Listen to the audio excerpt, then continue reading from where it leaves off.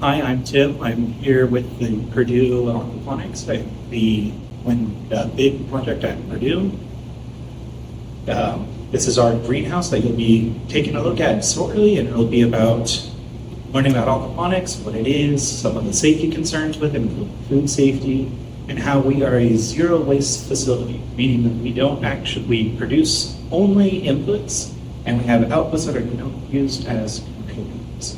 So when we come in, you'll see the different parts of the system, learn about how each one works, and you'll be able to explore, look around, and see exactly what we do here at Purdue when the blue is green.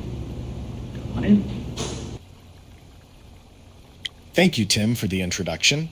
I am Nate, Tim's colleague, and I will be your guide today as we explore the greenhouse together. Before we start, let me quickly walk you through how to navigate during your visit.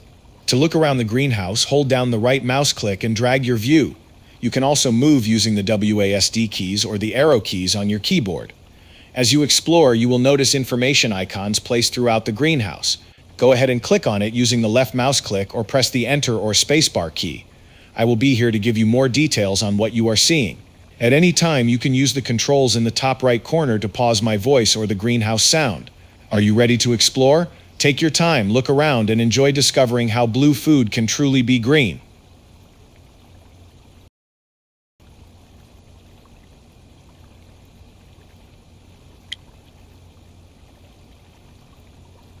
What is aquaponics? It is the cultivation of plants, hydroponics, and aquatic animals, aquaculture, in a coupled or decoupled recirculating environment. The coupled system is the traditional aquaponics system. Fish and plants share the same water. The water flows in a loop from the fish tank to the plants and back again. Decoupled systems are slightly different. The fish recirculating aquaculture system and the plants hydroponics are separated. Water from the fish tank can be added to the plants only when needed. This allows each system to operate independently. The evaporative water walls cool the greenhouse by pulling warm air through wet pads, where evaporation lowers the temperature, and then fans circulate the cooled air inside. In 14 days, 12 grams of microalgae biomass can be grown on average per gallon. After centrifugation, the microalgae gather into a thick green paste and clean water rises to the top. Microalgae cultivation is designed for the biorefinery of microalgae biomass to produce valuable products such as bioactive molecules for dietary supplements, cosmetics, or food products. Microalgae growth unit. Nutrient-rich wastewater is used for microalgae cultivation. Oxygen, carbon dioxide, and artificial lights are added to help them grow.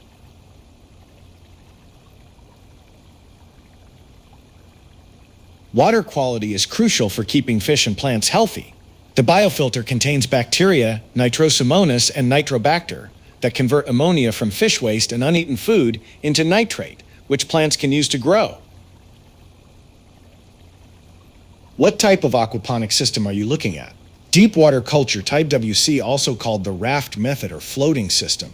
The plants are placed directly in holes on a floating raft. Their roots hang down into the water, rich in nutrients and oxygen, which helps them to grow quickly and stay healthy. The sump tank is a reservoir at the lowest point of the system, collecting water through gravity. It helps maintain a steady flow and serves as a storage for excess water. The greenhouse is heated via pipes, maintaining a constant internal temperature regardless of the outside temperature. The water pump keeps the system moving by circulating water from the fish to the plant's grow bed. The pump trap strainer protects the pump by catching solids before they can enter and damage the water pump.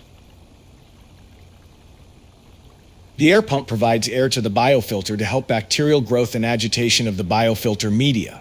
Another air pump placed behind the microalgae growth unit provides oxygen to the water of each system.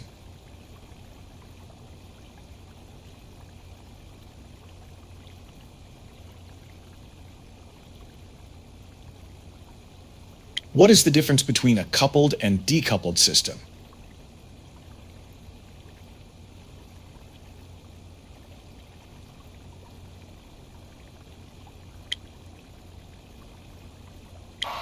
Nice job. Which of the following is something microalgae biomass is not used for?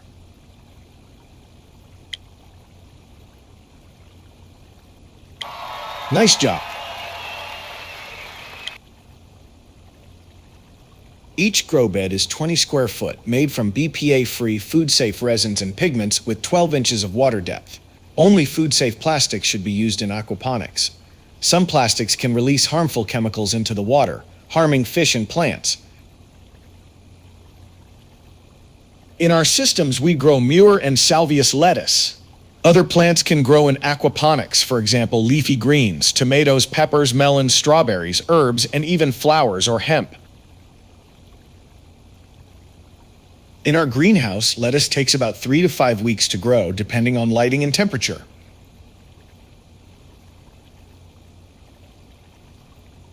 Our lettuce grows on floating rafts made of polystyrene, using grow plugs, peat moss plug. Their roots hang in nutrient-rich, oxygenated water.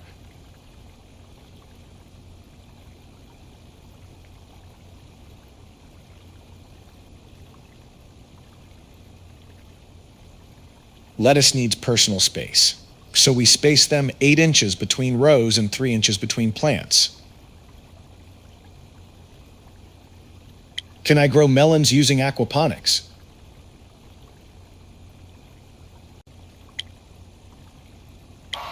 Nice job.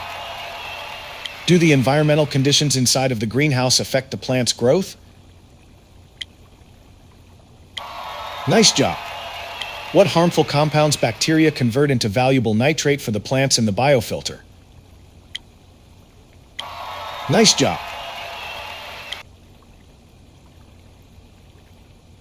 Tilapia are the most common fish grown in aquaponics due to their adaptability, rapid growth, and resistance to disease. Other species such as catfish, bluegill, trout, or koi can also be raised, either for food or decorative purposes. Each species needs the right conditions, so we track key parameters. Daily, we check water temperature, pH, and dissolved oxygen. Weekly, we monitor ammonia and nitrites, both kept low. Nitrates can be high, calcium and iron. It is important to remember that nitrates are not toxic to fish and act as food for the plants. Calcium and iron help the plants to grow tall and healthy. Tilapia are social fish. Too much space can make them territorial and aggressive. It is important to keep a balanced number together. Each fish tank, 100-gallon, is made of food-safe plastic, HDPE, and contains 15 Nile tilapia, also known as Oreochromis niloticus. Tilapia reach harvest size within 7 to 12 months, depending on water and system conditions. Market-sized tilapia weighs around 1 to 1.5 pounds, equivalent to 450 to 680 grams. We feed our fish twice a day with aquaponic feed, since fish waste supports plant growth. Using high-quality feed is essential.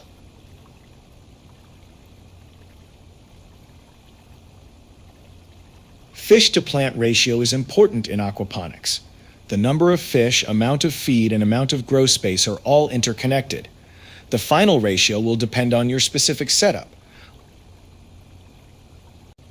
Fish usually need to be fed 1 to 5% of their body weight daily once they reach about 4 inches, with the amount depending on their growth stage. Smaller fingerlings need a higher percentage because they are growing quickly.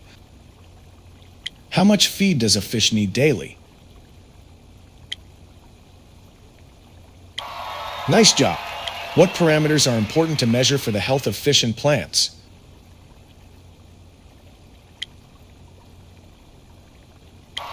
Nice job. Would filling the fish tank with extra water help the tilapia feel more comfortable?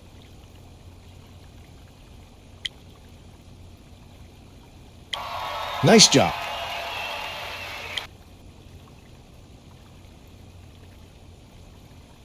How to prevent cross-contamination between fish and produce in aquaponics.